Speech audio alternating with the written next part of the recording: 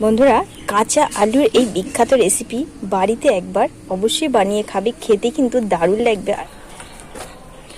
বন্ধুরা, আজ নিয়ে চলে এসেছি আলুর একটা বিখ্যাত রেসিপি। আর এই আলুটাকে আমি এখানে আমার আলুর পরিমাণ আছে 2টো আলু, আর কাঁচা আলু নিয়েছি। আর আলুটাকে কিন্তু এইভাবে কিন্তু কেটে নিতে হবে বন্ধুরা। আর এই আলুর খেতে কিন্তু ভীষণ ভীষণ ভালো লাগে। তাহলে বন্ধুরা দেখো আমি কিভাবে আলুর রেসিপিটা বানাই, তোমাদের সাথে শেয়ার করি। তোমরা সাথে থাকো আর দেখতে থাকো রেসিপিটা। মানে কিছু উপকরণ মিশানোর জন্য নিয়েছি একটা বাটি। দিয়ে দেবো এখানে চালের গুঁড়ি। চালের গুঁড়ি না থাকলে তোমরা কিন্তু ময়দা কিংবা আটা দিয়েও করতে পারো। পরিমাণ মতন একটু চালের গুঁড়ি দিয়ে দিয়েছি। এবার এর মধ্যে কিছু উপকরণ মিশিয়ে দেবো। নিয়েছি আদা, রসুন আর পেঁয়াজ একদম একটু পেস্ট করে নিয়েছি, সেটা এবার দিয়ে দেবো। স্বাদ মতো লবণ। খুব ভালো করে এটাকে মিশিয়ে নেব। হাত দিয়ে কিন্তু এটা মিশিয়ে নিচ্ছি। মিশিয়ে নিয়েছি।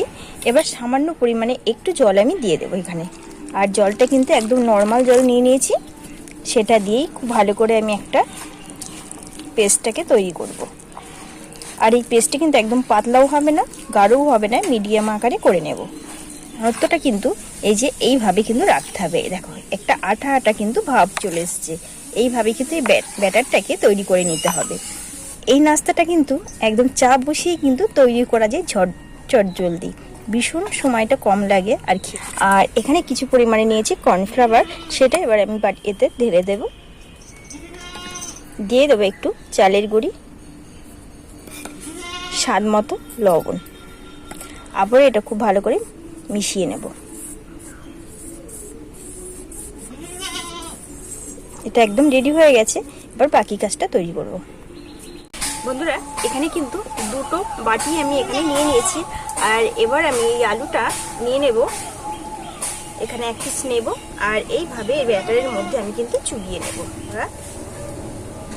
খুব ভালো করে চুবিয়ে নিয়েছি। এবার আমি এই যে কর্নফ্লাওয়ারের মধ্যে দিয়ে দেবো।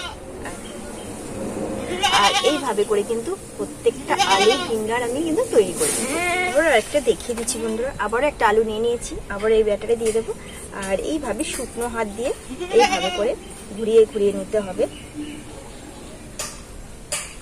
আর এই দেখো কত সুন্দর কিন্তু হচ্ছে। প্রত্যেকটাই কিন্তু আমি বন্ধুরা সমস্তটা কিন্তু একদম রেডি করে নিয়েছি। এই নাস্তাগুলোকে এবার আমি একে একে তেলে ভেজে নেবো। এইদিকে তেলটা বসিয়ে দিয়েছি। তেলটা কিন্তু গরম হয়ে গেছে। একে একে তেলে কিন্তু ছেড়ে দেবো এইভাবে করে।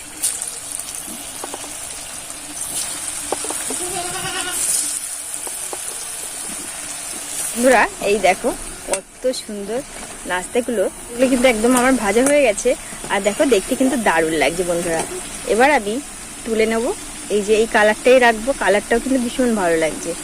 একে একে সবগুলো এইভাবেই কিন্তু ভেজে নেব। বন্ধুরা, দুর্দান্ত স্বাদের নাস্তাটা কিন্তু একদম রেডি হয়ে গেছে। আর দেখতে দেখো কতটা সুন্দর লাগছে।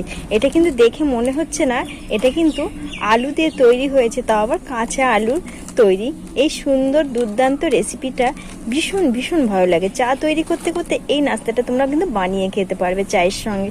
দারুণ লাগে খেতে। একবার অন্তত বাড়িতে বানিয়ে খাও এইভাবে, ভীষণ সুন্দর লাগে। ঢেলে নিচ্ছি। আর এই দেখো কতটা মুচমুচে, কি সুন্দর শব্দ, দেখতেই পাচ্ছ। দারুণ দারুণ খেতে লাগে এটা। আর কতটা কি ভেঙে একটা দেখাচ্ছি ভেতরটা। এই দেখো ভেতরের আলুটা কিন্তু এত সুন্দর সিদ্ধ হয়ে গেছে না বন্ধু, দারুণ। এইভাবে একবার বাড়িতে বানিয়ে খাও বন্ধুরা, ভীষণ ভীষণ ভালো লাগে। একদিন খেলে কিন্তু বারবার বানাতে ইচ্ছা করবে। কত সুন্দর, এই দেখো দারুণ। আর কতটা সব এই দেখো ক্রিস্পি হয়েছে, দুর্দান্ত।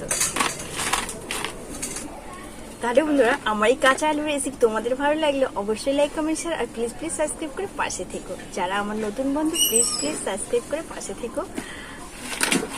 দুর্দান্ত লাগে। একবার অন্তত বাড়িতে বানিয়ে খাও। বিখ্যাত এই আলুর রেসিপিটা ভীষণ ভীষণ ভালো লাগে। উপকরণ হাতে গুনতে 2 থেকে 3টে উপকরণ শুধু লাগে, খেতে কিন্তু দারুণ।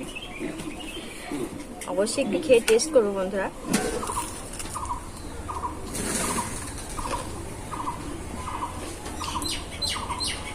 কোনো কথা হবে না, দারুণ লাগছে। কাঁচা আলুর এই বিখ্যাত রেসিপি বন্ধুরা একবার অন্তত বানিয়ে খাওয়া বাড়িতে ভীষণ ভীষণ ভালো লাগে। তাহলে বন্ধুরা আজ আমি এখানে রাখছি, দেখাবে নতুন ভিডিওর সঙ্গে। সুস্থ থেকো, ভালো থেকো, সাবধানে থেকো।